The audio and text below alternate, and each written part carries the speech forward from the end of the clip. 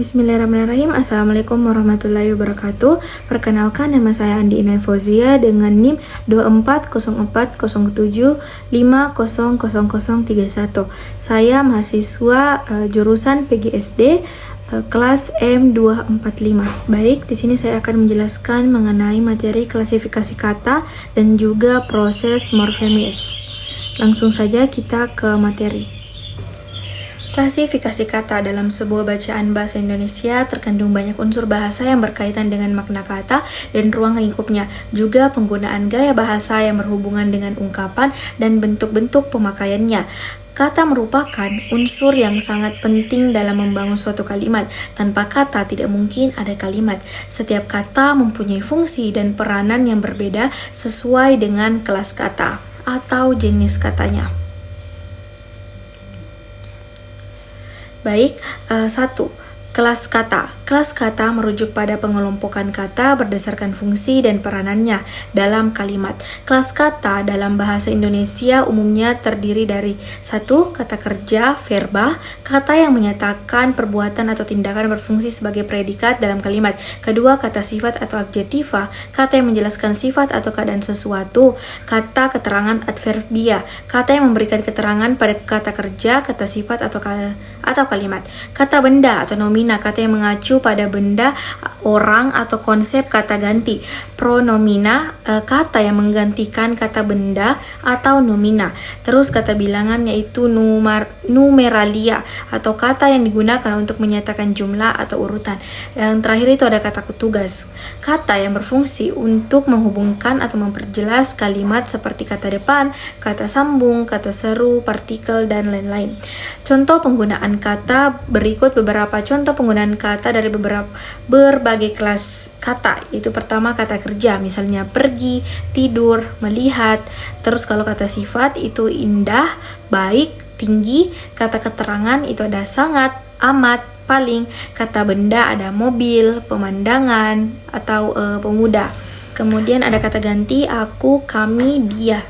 Dan kata bilangan itu 20, selusin, pertama, dan kata tugas itu di yang menunjukkan proposisi, dan itu konjungsi, dan sang itu artikula. Dan kedua itu klasifikasi kata. Kata dalam bahasa Indonesia dibagi menjadi dua kategori utama berdasarkan kemungkinan bertambah atau berkurangnya keanggotaan kata tersebut, yang dimana itu ada 1.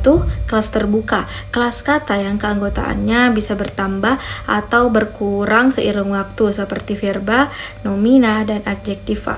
Terus yang kelas tertutup itu kelas kata yang keanggotaannya terbatas dan tidak berubah seiring waktu seperti adverbia, preposisi, konjungsi, artikula, dan interjeksi. Terus yang ketiga itu pembentukan kata.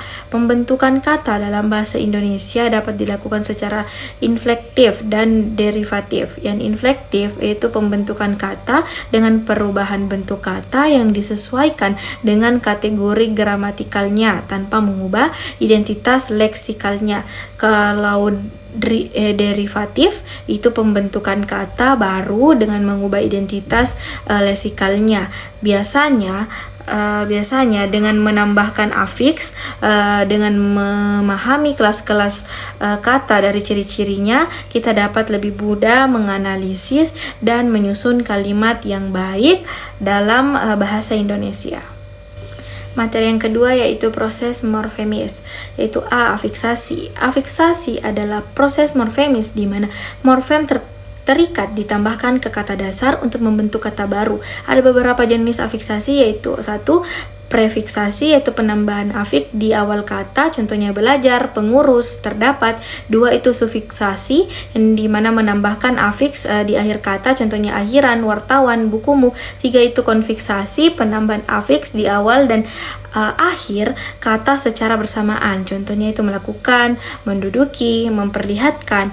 Dan yang keempat itu ada infiksasi, yaitu penambahan afiks di dalam kata, contohnya gerigi, gemetar, telunjuk. Dan yang keempat materi yang selanjutnya itu reduplikasi. Reduplikasi adalah proses morfemis yang melibatkan pengulangan suatu bentuk dasar atau sebagian darinya. yang dimana Verhaar menyatakan bahwa reduplikasi adalah pengulangan suatu bentuk dasar secara penuh atau parsial, baik dengan variasi fonem atau tidak. Ada beberapa jenis reduplikasi. Satu itu reduplikasi keseluruhan, yang dimana pengulangan bentuk dasar secara menyeluruh. Contohnya makan-makan, rumah-rumah. Dan yang kedua itu ada reduplikasi parsial, yaitu pengulangan hanya sebagian bentuk dasar. Contohnya itu leluhur, yang dari kata luhur. Kemudian yang ketiga itu reduplikasi fonologis, yaitu pengulangan terjadi pada tataran bunyi tanpa mengubah makna. Contohnya balik-balik. Yang keempat itu ada reduplikasi morfemis, yang dimana pengulangan pada tataran morfologi yang mengubah makna. Contohnya rumah-rumah yang memiliki makna tempat tinggal lebih dari satu. Kemudian ada 5 reduplikasi sintaksis, yaitu pengulangan yang menghasilkan satuan klausa. Contohnya itu sudah. Makna reduplikasi itu ada intensif, yaitu mengungkapkan tindakan yang dilakukan sungguh-sungguh. Contohnya itu angkat-angkat. Kalau resiprokal itu tindakan yang dilakukan saling bertukar. Contohnya cubitan. Jamak, kalau jamak itu banyak. Contohnya pohon-pohon. Kalau bermacam-macam itu beragam. Contohnya warna-warni. Kalau variasi hal itu menunjukkan variasi sifat atau keadaan. Contohnya jemari lentik. Dan yang bagian C itu kompositum atau komposisi. Kompositum adalah kata majemuk yang dibentuk dari 2 atau lebih morfem dasar yang membentuk makna baru. Jenis kompositum berdasarkan Harimurti, yaitu satu kompositum subordinatif substantif, gabungan 2 morfem di mana salah satu berfungsi sebagai atribut. Contohnya mata panah. Kemudian yang kedua itu kompositum subordinatif atau subordinatif atributif, yang dimana gabungan 2 morfem yang memberikan makna atributif. Contohnya banyak akal.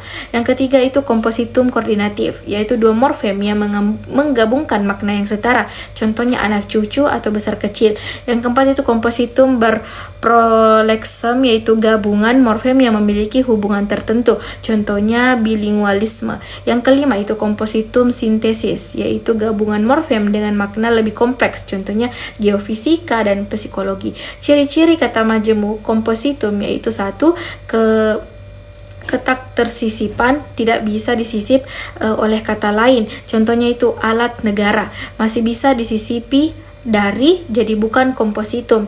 Yang kedua itu keterluasan, yang dimana tidak dapat diafiksasi atau dimodifikasi secara terpisah. Contohnya itu kereta api menjadi perkereta-apian. Yang ketiga itu ketak terbalikan, jadi komponen tidak bisa dipertukarkan. Contohnya itu bapak ibu, tidak bisa dibalik menjadi ibu bapak.